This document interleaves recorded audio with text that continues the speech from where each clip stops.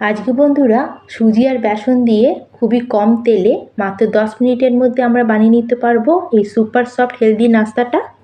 এটা আপনারা বানিয়ে বাচ্চাদের টিফিনও দিতে পারেন, খুবই তাড়াতাড়ি এটা রেডি হয়ে যায়। হাই হ্যালো নমস্কার, আমার চ্যানেলে আরেকটি নতুন মজাদার রেসিপি দেখার জন্য আপনাদের অনেক অনেক স্বাগত। তাহলে চলুন বন্ধুরা, দেরি না করে শুরু করা যাক। আর আজকের এই সুপার সফট হেলদি টেস্টি নাস্তাটা বানানোর জন্য এখানে আমি নিয়ে নিয়েছি মেজারিং কাপ মেপে 1 কাপ সুজি। আপনাদের কাছে যা সুজি থাকবে ফাইন বা মোটা সেটাই আপনারা এখানে ব্যবহার করতে পারেন। আর সুজিটা দেওয়ার পরে আমি সেম মেজারিং কাপ মেপে এখানে আমি দিয়ে দিলাম 1 কাপ বেসন। আপনারা একটা বাটি বা কোনো কাপ সেট করে নেবেন আর তাতে সব মেজারমেন্টগুলো নেবেন, এতে আমাদের রেসিপিটা একদম পারফেক্ট তৈরি হবে। এখন এর মধ্যে আমি অ্যাড করে দিচ্ছি সামান্য একটু হলুদ। আর এখানে আমরা বেসনের ব্যবহার করেছি, তাই জন্য এখানে আমি 1 পিঞ্চ মতো দিয়ে দিলাম হিং। আর তার সাথে এখন দিয়ে দিলাম এর মধ্যে স্বাদ অনুযায়ী নুন। প্রথমে আমরা এই শুকনো উপকরণগুলোকে একটু বেসন আর সুজির মধ্যে একটু মিশিয়ে নেব। শুকনো উপকরণগুলো মেশানো হয়ে গেলে এখন আমি এর মধ্যে সেম মেজারিং কাপ মেপে অ্যাড করে দিচ্ছি 1 কাপ টক দই। আর এখানে দইটা যাতে বেশি টক না হয় সেটার খেয়াল রাখবেন। আর দইটা দেওয়ার পরে দইটাকে এখন প্রথমে আমরা বেসনের সাথে আর সুজির সাথে একটু মিশিয়ে নেব। আর এই ব্যাটারের মধ্যে কিন্তু আমাদের জলেরও ব্যবহার করতে হবে। প্রথমে আমরা 1 কাপ দইটাকে সুজি আর বেসনের মধ্যে প্রথমে মিশিয়ে তারপর আমরা জলটা দেবো। আর সুজি আর দইটাকে ভালো করে মিশিয়ে নিয়েছি। এখন আমি এর মধ্যে নিয়ে নিলাম 1 কাপ জল। পুরোটা আমি একবারে অ্যাড করব না, তাহলে একটু ডালা মতো হতে পারে। সেজন্য প্রথমে অর্ধেকটা জল দিয়ে আমি ভালো করে আগে হুইস্কার দিয়ে এটা মিশিয়ে নেব। আর বাকি যতটুকুনি জল বেঁচেছিল পুরোটাই আমি এর মধ্যে অ্যাড করে দিলাম। আর এখন আমরা হ্যান্ড হুইস্কারের সাহায্যে খুব ভালো করে সব কিছুকে আবার মিশিয়ে এই ব্যাটারটা রেডি করে নেব। এখানে কিন্তু একবারই আমরা পুরো জলটা অ্যাড করব না, আমাদের কিন্তু অল্প অল্প করেই জল অ্যাড করে এখানে একটা সুন্দর স্মুথ সফট আর ক্রিমি একটা ব্যাটার আমরা রেডি করে নেব। আর এখানে কিন্তু ব্যাটারটা আমার একদম রেডি হয়ে গেছে। আর এখানে দেখুন বন্ধুরা, ব্যাটারের কনসিস্টেন্সিটা কেমন রয়েছে, এরকমই স্মুথ ক্রিমি টেক্সচারের আমাদের ব্যাটারটা রেডি করতে হবে। এখন এটাকে সাইডে রেখে আমরা চলে যাব নেক্সট প্রিপারেশনে। তার জন্য এখানে নিয়ে নিচ্ছি একটা মিক্সিং জার। আর এবার এই জারের মধ্যে দিয়ে দিচ্ছি আমি অর্ধেকটা কেটে রাখা ক্যাপসিকামটাকে একটু আমি ছোট ছোট করে টুকরো করে কেটে নিচ্ছি আর বীজগুলো সব ফেলে দিয়েছি। আর তার সাথে এর মধ্যে অ্যাড করে দিচ্ছি কিছুটা পরিমাণে ধনেপাতা। আর এখন এর মধ্যে দিয়ে দিচ্ছি ঝালের জন্য 3-4খানা কাঁচা লঙ্কা। আপনারা যেরকম ঝাল খান সেই বুঝে লঙ্কাটা অ্যাড করবেন। আর তার সাথে এখানে সামান্য একটু আদা অ্যাড করলাম, আপনারা চাইলে আদার পেস্টের মধ্যে দিতে পারেন। আর দিয়ে দিলাম এর মধ্যে স্বাদ অনুযায়ী নুন। আর টেস্টটাকে ব্যালেন্স করার জন্য এখানে আমি দিয়ে দিলাম 1/2 চামচ মতো চিনি আর তার সাথে অর্ধেকটা লেবুর রস। আর এতে কিন্তু আমাদের নাস্তাটা খুবই চটপটা তৈরি হবে। আর এখানে এখন আমরা কোনো রকম জলের ব্যবহার করব না, জল ছাড়া এটাকে আমাদের পিষে নিয়ে চলে আসতে হবে। আর আমরা যেরকম সবুজ চাটনি বানাই ঠিক সেরকমই আমাদের এখানে পেস্টটা রেডি করে নিতে হবে। আর এখানে দেখুন বন্ধুরা, আমি এটাকে পিষে নিয়ে চলে এসেছি, কত সুন্দর একটা গ্রিন কালারের এখানে আমাদের পেস্টটা রেডি হয়ে গেছে। চাটনিটাকে সাইডে রেখে দিয়েছি। এখন এখানে নিয়ে নিচ্ছি এরকম একটা টিনের আমি মোল্ড। আর এই টিনের বাটিটাকে সামান্য একটু অয়েল দিয়ে আমি ভালো করে এটাকে একটু গ্রিস করে নেবো। আপনাদের কাছে যদি এরকম টিনের বাটি না থাকে তাহলে আপনারা এর জায়গায় এরকম স্টিলের থালাও ব্যবহার করতে পারেন। আর টিনের বাটিটাকে আমি খুব ভালো করে তেল লাগিয়ে নিয়েছি। আর এখন আমাদের যে বেসন আর সুজির যে ব্যাটারটা ছিল সেটাকে একবার ভালো করে মিক্স করে এখন এটাকে আমরা দুভাগে ভাগ করে নেব। আর তার জন্য আমি এখানে 2খানা বাটি নিয়েছি আর সেম আমাদের ইকুয়াল কোয়ান্টিটিতে এখানে এই দুটোকে ডিভাইড করে নিতে হবে। আর এখন আমরা একটা বাটিকে এখানে সাইডে রেখে দেবো আর একটা বাটি এখানে আমরা নিয়ে নেবো। এখন এর মধ্যে দিয়ে দিলাম আমি 1 চুটকি মতো খাবার সোডা। আর এর উপর দিয়ে দিয়ে দিলাম আমি 1 চামচ মতো তেল। আর এখন আমাদের এই খাবার সোডা আর তেলটাকে খুব ভালো করে আমাদের ব্যাটারের মধ্যে মিশিয়ে নিতে হবে।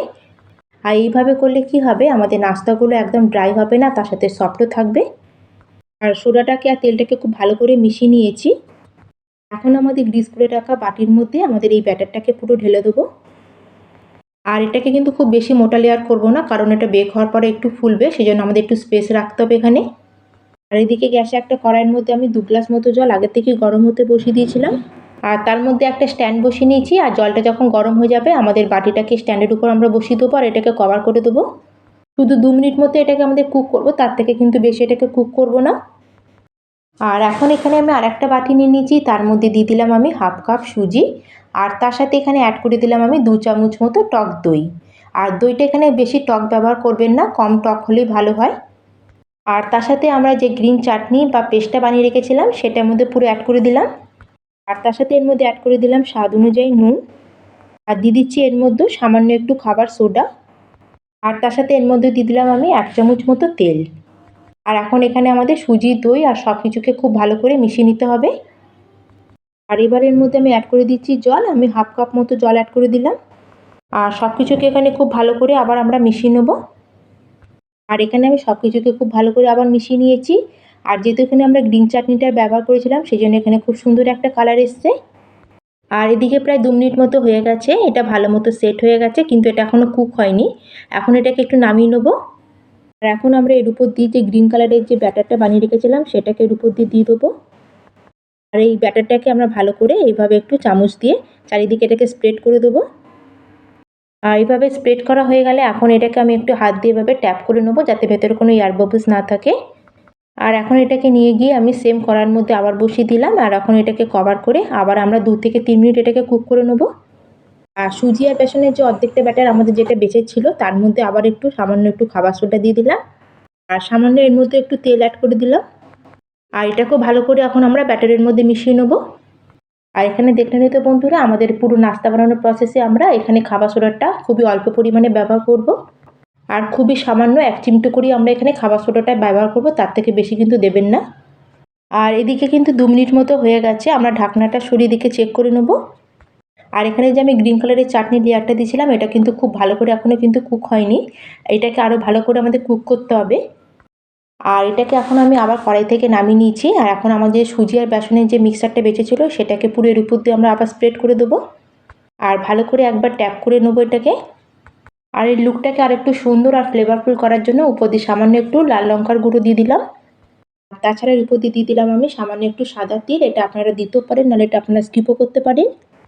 আর এদিকে দেখুন বন্ধুরা, কড়াইতে কিন্তু জলটা কিন্তু স্টিম করার পরে অনেকটাই কমে গেছে, সেজন্য এখানে আমি সামান্য আরেকটু জল অ্যাড করে দিলাম। আর এখন আমাদের বাটিটাকে নিয়ে এসে আবার আমরা কড়ার উপর বসিয়ে দেবো। আর এখন এটাকে আবার কভার করে দেবো আর এটাকে ছেড়ে দেবো আমি 7 থেকে 8 মিনিট এটাকে কুক হওয়ার জন্য। আর 7-8 মিনিটে এটা খুব ভালো মতো ভেতর পর্যন্ত কুক হয়ে যাবে। আর তার সাথে আমরা যে ভেতরে 3টে লেয়ার দিচ্ছি সেটাও কিন্তু একসাথে ভালো মতো লেগে যাবে।